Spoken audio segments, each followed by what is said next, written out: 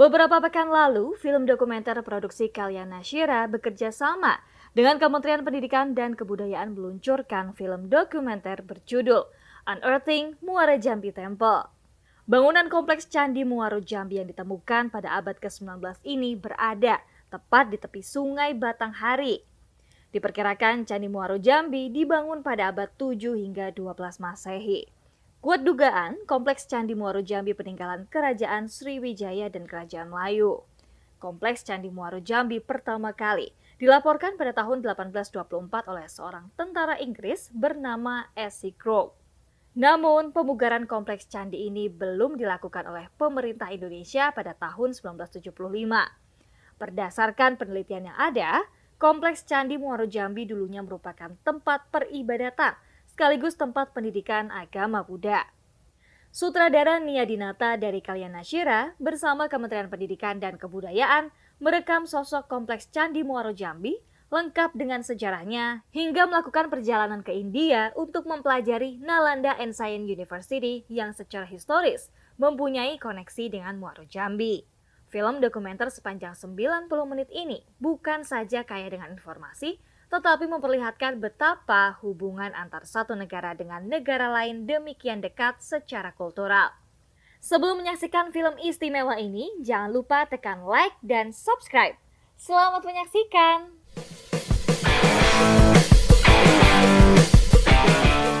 Halo Nia, apa kabar? Nih seru banget nih nonton filmmu nih. Apa kabar? Baik Mbak, ketemu lagi setelah pandemi. terakhir di Zoom. Terakhir biasanya Zoom ya. Jadi ini nih aku nih amazed dan merasa belajar banyak. Padahal sesama orang Indonesia gitu ya, kita banyak belum tahu tentang candi-candi di Muaro Jambi. Coba ceritain dong nih, ini sebenarnya Candi Muaro Jambi ini apa? Karena ternyata kompleks itu jauh lebih luas daripada yang di Borobudur. Dan kenapa ini jadi penting banget dan menjadi subjek dari film Unearthing Muaro Jambi Temples? Iya, jadi aku tuh dari kecil emang seneng sama hal-hal yang sifatnya artefak, sejarah gitu ya. Mungkin kalau nggak jadi pembuat film, aku jadi arkeolog. Pengen banget gitu dulunya gitu kan. Terus jadi seneng baca-baca tentang itu, visit, apalagi kita hidup di Indonesia ya, kayak tidak habis-habis peninggalan itu gitu. Lalu orang tuh nggak banyak yang tahu Muara Jambi itu apa. Kalau aku ngomong tahu Muara Jambi nggak? Muara Takus. Kadang-kadang malah taunya Muara Takus di Sumatera ya, bukan Muara Jambi. Jadi aku melakukan survei-survei sendiri dulu kan sebelum memutuskan bikin ini gitu loh Mbak. Nah kenapa aku tahu Muara Jambi? Karena ini tuh semuanya lucu lah, kayak full circle ya. Karena di tahun 2006 waktu aku bikin Berbagi Suami, itu yang translate untuk subtitling itu seorang sastrawati tinggal di Jogja, orang Prancis namanya Elisabeth Inandia. Karena udah dicoba beberapa, karena co-producer aku Claude Kunets itu kan Prancis. Waktu itu kita co-production kan. Terus dia bilang jelek-jelek semua, nggak ada yang lolos sama dia. Apanya yang jelek? Subtitle. Terus udah gitu akhirnya dia bilang gini, ada di Jogja a woman named Elisabeth Inandia, kasihlah email apa. Akhirnya aku berkenalan lah dengan dia, dan pas dia translate, co-producer aku ini happy, dan aku juga kan nggak ngerti Prancis ya, ngerti dikit-dikit, tapi yang oke, as long as dia happy gitu. Terus hubungan kami jadi sangat baik ya dengan Ibu Elisabeth. Kemudian Ibu Elisabeth menerbitkan Serat Centini, pokoknya segala macam aku selalu baca gitu. Kita pembaca paham Elisabeth Inandia dari situ. Ya, terjemahan Serat Centini luar biasa kan. Jadi aku sangat mengagumi lah, aku kayak fangirling dia gitu. Terus kita janjian ketemu di Jakarta di tahun 2008 gitu ya, long time ago. Ini aku belum tahu Muara Jambi juga. Terus dia bilang, oke kita ngopi, nanti mungkin ayo nginep rumah aku dong Elisabeth. Pokoknya kita udah bikin planning. Tapi setelah kita ngopi ternyata dia dapat call dari petinggi di Kedutaan Perancis Jakarta. Elisabeth harus pergi nemenin tamu spesial ke Borobudur. Jadi dia harus pulang. So aku bilang ya aku ikut dong gitu. Tapi sebelum ke Borobudur saya harus ke Jambi, dia bilang. Ada apa di Jambi? Aku ada ini, mereka mau ke sana Muaro Jambi. Terus aku, wah apa itu Muaro Jambi gitu. Baru dijelaskan sama Elizabeth, itu adalah di konon itu adalah kompleks mahasiswa Mahavihara, Mahavihara yang mana adalah universitas ya gitu. Yang besarnya lebih dari ini di abad waktu itu dia belum cerita tuh abadnya, tapi dia bilang pokoknya it's ancient, dia bilang itu older than Borobudur gitu. Oke, aku bilang cerita ya Elizabeth kalau udah pulang gitu. Jadi rupanya kan kayaknya tuh tamu-tamunya adalah orang-orang penting, pengungsi Tibet, terus kemudian mungkin ada beberapa yang juga dikirim oleh His Holiness Dalai Lama yang memang juga disupport pemerintah Perancis gitu. Jadi dia menjadi intens ke sana gitu. Terus fast forward ke tahun 2021, akhir lagi abis pandemi kan kita udah yang gitu. Terus tiba-tiba sahabat aku kasih buku Mimpi-mimpi dari Pulau Emas. Dia nggak tahu aku kenal Elizabeth gitu ya. Dia bilang harus baca ini. Ini karyanya Elizabeth Inandia. Aku kenal dong, aku baca dalam setengah jam, Mbak. Ini aku lagi pesan lagi karena setiap aku hadiahin orang udah habis bukunya, dan Ibu Elizabeth itu limited aja. Dia kan independen ya, nerbitin yang itu gitu, sama komunitas di Muaro Jambi. Jadi aku langsung nggak bisa nih Elizabeth, dan anak aku udah di Jogja kan di UGM. Jadi aku bilang, lah giliran anakku di UGM kok aku malah nggak pernah visit Elizabeth gitu, karena pikiran kita mungkin udah heboh ya dengan pandemi ini itu, jadi udah nggak fokus ke situ. Akhirnya aku visit dia di rumahnya, kita ngobrol panjang berjam-jam seharian sampai akhirnya ya dia menceritakan semua tentang Muaro Jambi. Lalu aku pikir oke, aku mau ke sana. Cuman dia kasih tahu kan harus ketemu Borju, sekolah alam raya. Ini saya bikin, dia kasih calon narsumnya gitu. Aku juga waktu itu masih belum jelas ya mau bikin apa segala macam. Kemudian secara ini kayak semua kayak puzzle ya yang ketemu. Secara tidak langsung aku mendapatkan email atau apa dari Kemendikbud. Mereka bilang, mungkin karena di story aku lagi di Muaro Jambi, apa kan gitu ya. Terus mereka bilang bahwa Muaro Jambi ini sebenarnya menjadi fokus Kemendikbud. Ingin memberikan informasi sebanyak-banyaknya ke masyarakat Indonesia tentang Muaro Jambi. Lalu akhirnya aku datang meeting, aku bilang ini aku diundang kenapa gitu, ya kalau bisa ada ide bikin fiksi. Nggak mau, aku bilang nggak fiksi, aku bilang karena orang belum connect loh gitu. Kalau kita bikin fiksi tentang backgroundnya Borobudur, Prambanan itu udah orang udah tahu ya, bikin kisah cinta di sana atau apa. Ini nggak bisa, aku bilang it has to be a documentary. Aku aja masih penasaran, berjuta pertanyaan gitu kan saat itu. Apalagi masyarakat umum gitu. Orang kantorku aja nggak ada yang tahu. Iya kan, maksudnya ngapain teh ke Muaro Jambi gitu kan. Ini buku baca, aku beli dari Elizabeth banyak gitu kan. Terus akhirnya kan mereka juga ikut, dan akhirnya bener ya nggak fiksi ya, supaya orang-orang tuh lebih gampang masuk. Enggak dokumenter gitu. Dan akhirnya ketika aku pulang, aku bikin proposal. Oke, even if it's a documentary, it takes a lot of more research. Aku bilang, aku harus riset lebih banyak lagi. Aku sering ke sana, kalau perlu setengah dari 2022 aku tuh di Muaro Jambi kan gitu. Terus kemudian dan kalau documentary aku cuma bikin plot line-nya gitu. Terus mereka akhirnya setuju, mereka support. Cuman mereka bilang gini nih ya, nanti tayanginnya bikinnya serial aja untuk Indonesiana TV gitu. Terus oke, aku bilang gitu, tapi I have my own perspective, my other perspective, yang mana kalau misalnya memang dari footage yang aku ambil selama aku riset, selama aku syuting di sana, terus aku bisa karyakan menjadi sebuah feature documentary, boleh dong, aku bilang. Nggak minta nambah dana kan? Ya enggak, aku bilang gitu. Soalnya kan aku juga tahu ya, maksudnya ini juga sesuatu yang tidak biasa ya, mereka tiba-tiba mempercayakan ke aku gitu kan. Aku pikir oke, tapi mereka punya misi mau bikin program konten untuk Indonesia TV. Oke, fine. Tapi aku juga punya misi dong gitu kan. Aku pengen ke international festival, aku pengen ngasih tahu orang-orang di Indonesia dan di luar negeri tentang Muaro Jambi gitu. Jadi akhirnya ya win-win solution. Selama ada sisa dana, silahkan mau diedit yang panjang dan skripnya pun nggak harus aku submit ke Kemendikbud, karena kalau skrip yang 8 episode web series untuk Indonesia TV yang akan tayang mungkin bulan depan ya gitu, itu beda ya, itu harus aku submit semua iyalah, karena kan kita tertib ya gitu, semua prerequisite-nya aku kasih dulu gitu, dan ternyata tim aku pun kesana anak-anak muda, anak-anak Kalyana nih di kantor aku ternyata langsung jatuh cinta loh sama tempat itu Mbak gitu. Kenapa jatuh cintanya? Jadi kalau ke tempelnya ini sendiri yang menyebabkan ini begitu istimewa sampai Kemendikbud juga merasa kita harus fokus di situ, selain luasnya katanya jauh lebih luas daripada Borobudur, karena orang kan taunya Borobudur ya, luasnya, dan itu ada beberapa ya, ada banyak ya. Ada 115 total titik yang sudah ditemukan. Titiknya ya, tapi belum semuanya di unearth-kan gitu. Hanya 9 yang sudah, artinya kan 115 kurang 9 ya, ada 90 sekian kan yang masih harus diangkat gitu, dan sekarang lagi mulai. Mungkin Nia mesti menjelaskan ya, angkat tuh maksudnya gimana? Itu kan menggali, terus itu mencari, menguak dasarnya ya, dasar dari candinya.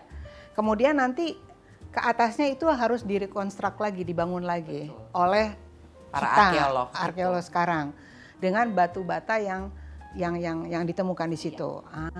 Jadi kalau Pak Oteng cerita, ya aku sekarang jadinya super excited kan dulu cita-citanya pengen jadi arkeolog.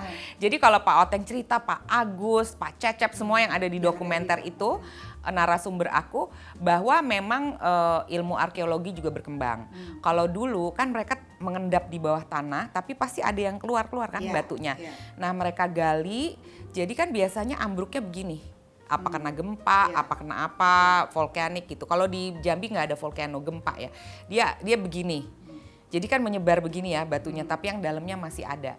Nah karena udah bicara Borobudur dan perbandingannya, apalagi sih perbandingannya kalau saya dari mata awam ya, dari visualnya aja kan udah beda ya, karena Borobudur ke atas tinggi sekali, kalau naik kita capek banget, karena dan ya hitam gitu, terus dia juga ada relief segala macam. Nah sementara ada beberapa candi yang juga saya pernah lihat itu merah, batu merah di Jawa, dan juga ternyata yang Muaro Jambi ini juga merah. Nah selain looknya itu beda, bahannya juga berbeda. Tadi udah dijelaskan mereka batunya karena vulkanik, kalau ini karena sungai.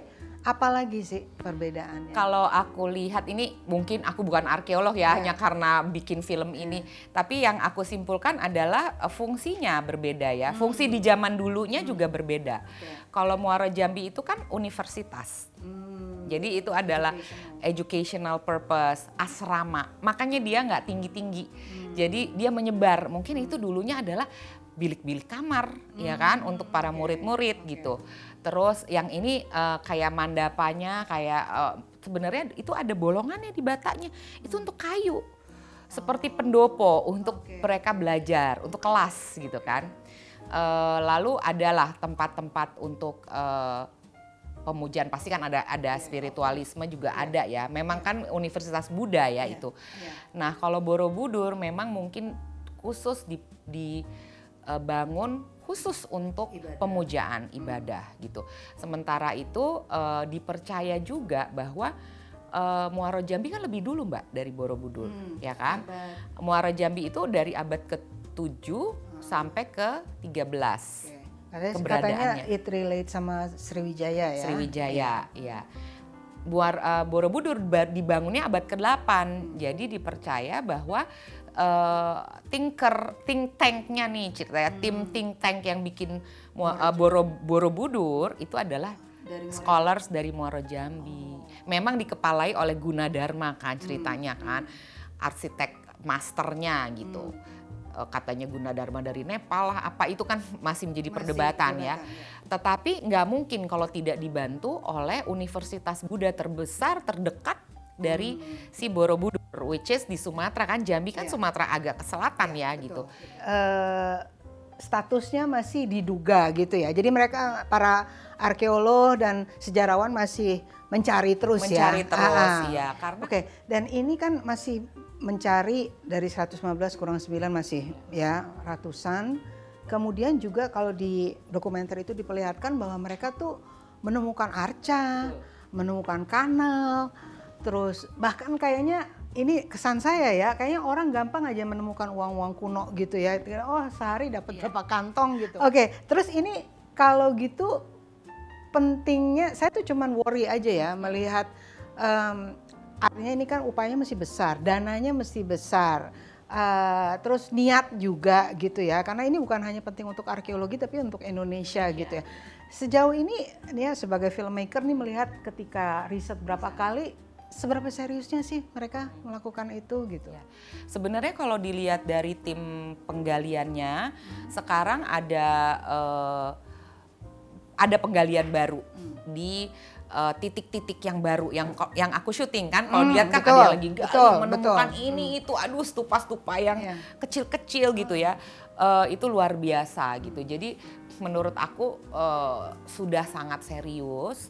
Tetapi mungkin kita kayaknya perlu deh kerjasama sama contohnya kayak India gitu. Nia, itu saya lihat di dokumenter kan ada universitas dan situs candi-candi yang juga dianggap sebagai sister gitu atau yang punya konektivitas yang luar biasa dengan Muaro Jambi. Dan kalian berkunjung ke sana dan terus terang saya nontonnya agak-agak iri gitu ya karena waduh itu rapi sekali dan benar-benar sebuah kompleks dari candi-candi dan juga ada sekolahnya yang tetap mempertahankan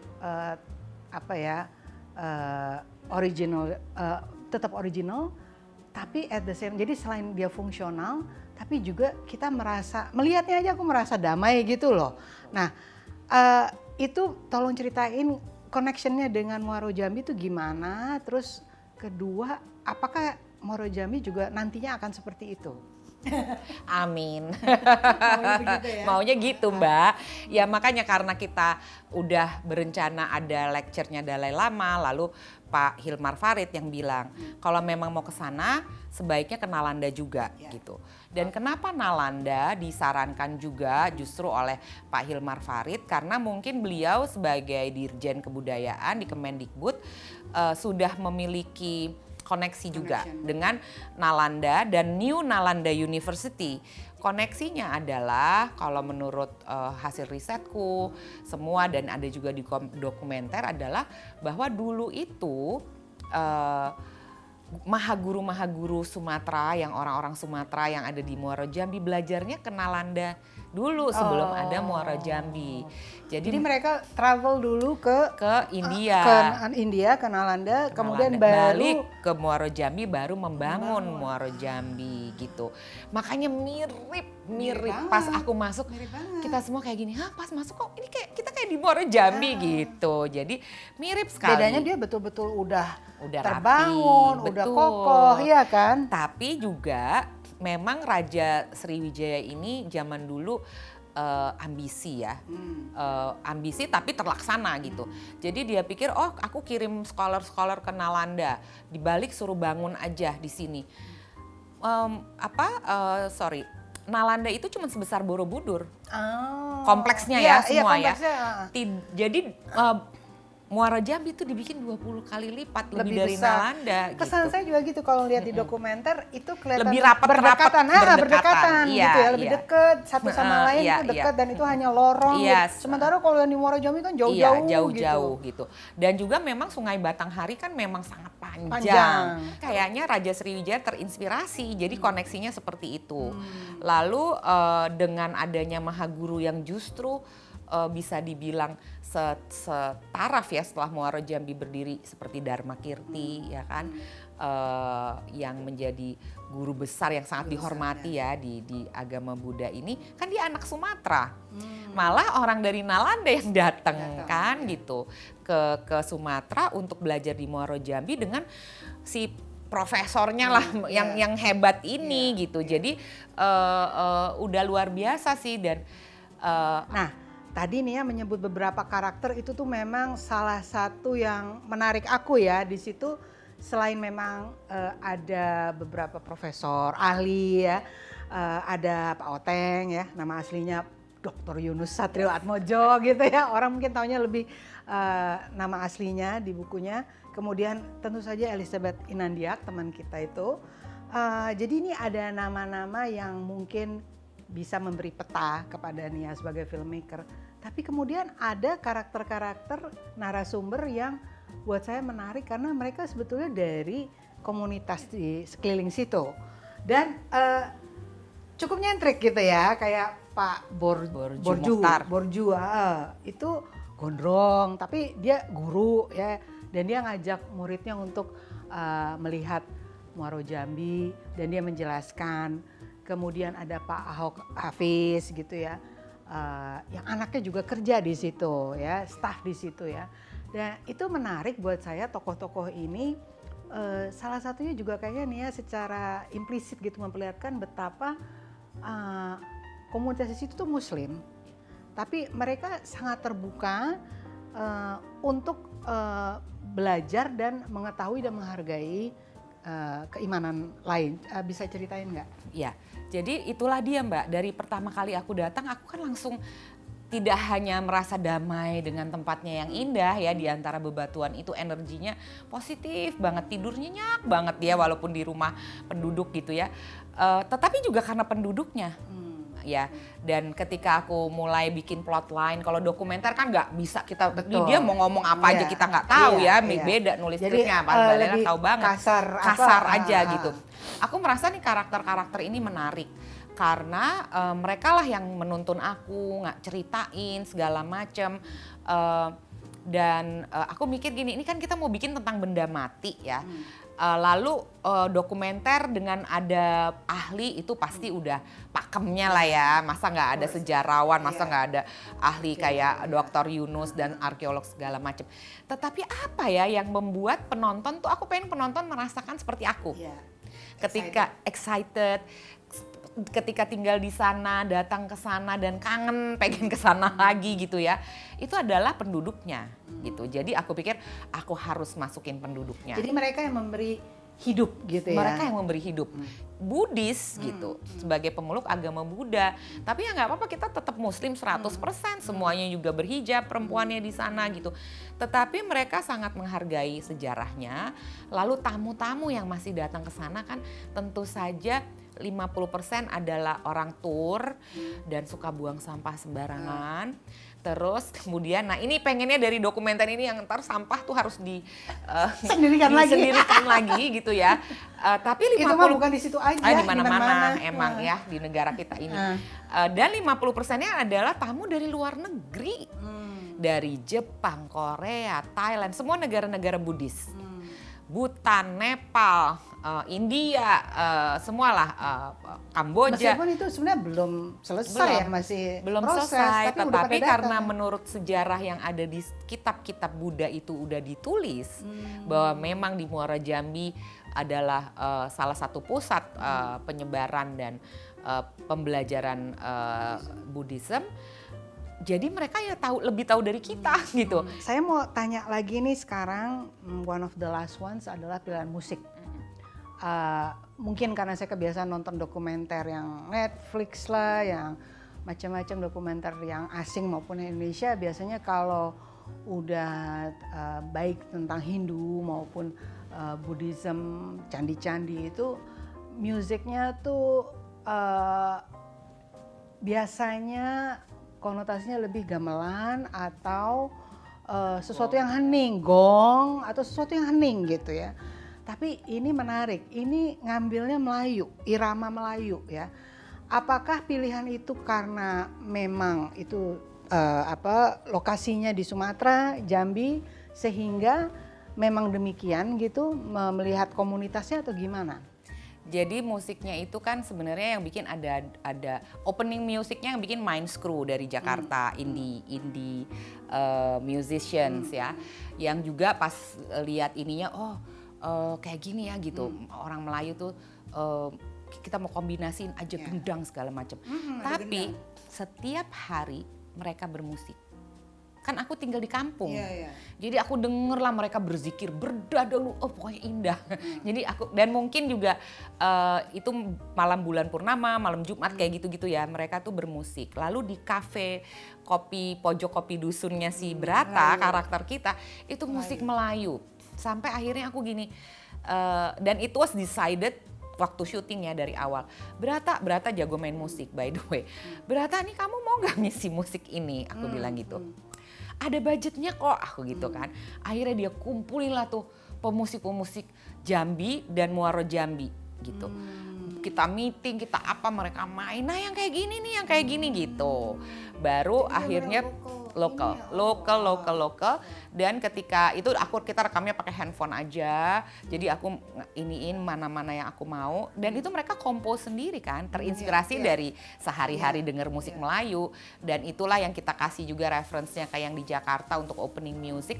Tapi the whole scoring sampai belakang itu adalah anak-anak itu. Tapi kalau di film ini juga aku berterima kasih sekali sama penyanyi Buddhis dari Malaysia namanya Ime Oi yang berteman baik dengan Dewa Bujana. Lalu mantra-mantra yang Om Mani Padme Hum itu aku diizinkan untuk dipakai oleh Ime Oi dan Dewa Bujana. Karena Indonesia Malaysia tuh mereka berkolaborasi dan itu indah sekali karena Om Mani Padme Hum itu emang mantranya Tibetan Buddhis gitu. Jadi kan aku nanya waktu pas itu belakangan juga karena ketemu Bujana, terus aku memang tahu dia berkolaborasi dengan Ime Oi ini yang sangat-sangat indah musiknya, aku ngefans gitu kan. Terus aku nanya sama Lama Tashi gitu, Lama Tashi ini kalau kita mau pakai mantra yang bagus apa gitu kan. Dia bilang Om Mani Padme Hum aja karena itu buat peace, buat harmony, biar negara kamu juga peace and harmony. Oke baik gitu. Jadi ada 3 pihak gitu, tapi yang mostly 90% ya si anak Jambi Melayu. Itu komunitas. Aku dengerin ini dominan ya itu Melayu dan aku kaget karena biasanya kan hening gitu ya. Hening dan kebetulan saya juga menonton another documentary yang Borobudur yang dibikin oleh Seno juga tentang Muara Jambi, tapi musiknya dia ambil yang musik yang hening gitu. Jadi saya pikir ini beda banget nih. Belum pernah gitu saya melihat dokumenter tentang candi gitu ya, tapi terus musiknya Melayu. Tapi menarik itu sangat berkaitan dengan betapa dinamis dan alive-nya penduduk di sekitar situ. Betul. Kayak gitu, suara-suara itulah yang kita dengar kalau malam hari di desa Muaro Jambi gitu. Jadi memang itulah yang terjadi gitu dan jangan sampai aku sih amit-amit ya jangan sampai mereka terusir atau jangan dong. Karena kan mereka adalah sebenarnya dia the guardian of the Muara whole Jambi. Ini salah satu film dokumenter yang benar-benar buat saya itu bukan sekedar dokumenter yang mendidik ya, tapi juga benar-benar jadi kepengen tahu lagi saya. Jadi saya banyak riset lagi dan jadi mikir, oke, one day saya pengen ke sana gitu, pengen ke sana karena saya tertarik banget gitu. Beberapa kali kan saya juga pernah ke candi-candi di beberapa yang selain Borobudur itu kan banyak sebenarnya kecil-kecil ya. Dan saya selalu tertarik karena bentuknya beda-beda banget gitu. Jadi ini salah satu yang tidak pernah saya duga gitu, letaknya di Sumatera dan ternyata luar biasa, besar, huge dan penting banget gitu. Terima kasih banget. Aduh, aku yang terima kasih, aku seneng banget Mbak Lela, seneng nontonnya. Membuka mata kita semua. Membuka dan semoga ada lagi yang mau melanjutkan dari apa yang udah aku bikin, kan bisa dari point of view yang beda-beda ya gitu. Jadi, tapi kamu terusin dong. Oh iya dong, yang itu tadi. Oke, makasih ya. Thank you ya Mbak.